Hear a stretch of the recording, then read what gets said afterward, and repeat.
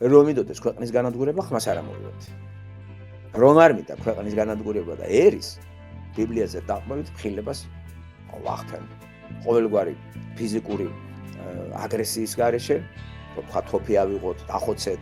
არა, ადამიანები არა, ნინო დახოცო, მე არ უნდა დახოცო. ვამხელ ყურაშვილს ვიტყვი დებილია, მაგრამ ქვას არასრულებს არ ვესვრი. ვინც ესვრის იმასაც ვიტყვი არ გააკეთო. თორე ადამიანია, ნუტოვებ, ღმერთს გადააბარე. ხილება კი აუცილებელია. რა, დეგენერატი რო არის, რა ამას არასოდეს არ წავიღებ უკან. ამას ვიტყვი კიდევ 10000 ჯერ. მეორე გამოსვლაში თარგამაძეს ამბიონიდან ყურაშვილი იცით რა სიძახდა? მოსესთან წერია, არც იცით საწერია. ხო კიდევ მეორე, ისიც არ იცის.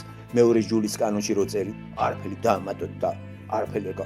რატო დაამატე მაქსიმე ახსარებელი? რატო ამატებ ვიღაცა ოქროპირებს? რატო დაამატე?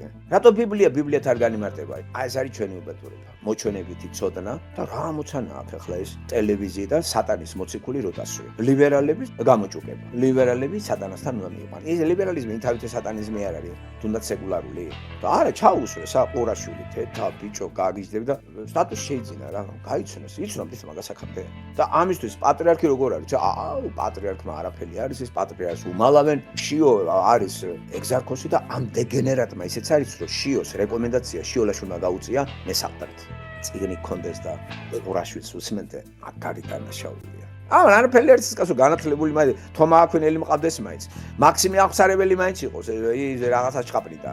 მაქსიმე აღსარებელი და ციტატები მოგა კაცი. მორწმუნე ბიბლიაში აბა რატო უნდა გაცდე და სხვა რაღაცები მოიტანო ბიბლიაში არ არის შესაბამისი ციტატები? არა, მაქსიმე აღსარებელი ეგა თქვა, სად? რომელ წიგნში, სად რომელ თავში? ეგეც არის ის. საწერია არაფერი დაამატო გამოგა. ეგეც არის სამკაცმა. და მეორე უწოდინო არის სეკულარ დებილს, კონკავშირებს უჯდა იქა და რაღაცა ვითომ გააზიარეთ. ხო, გააზიარეთ. რა თქმა უნდა გაზიარება სატანას აქვს დაპყრობილი საქალო. რა თქმა უნდა გაზიარებულია სატანიზმი. და კიდე ახლა ეს ყურაშვილი უზიარე ამ დეგენერატებს რა კიდე რა. სულ ყველა ყურაშვილები არ არის მათა.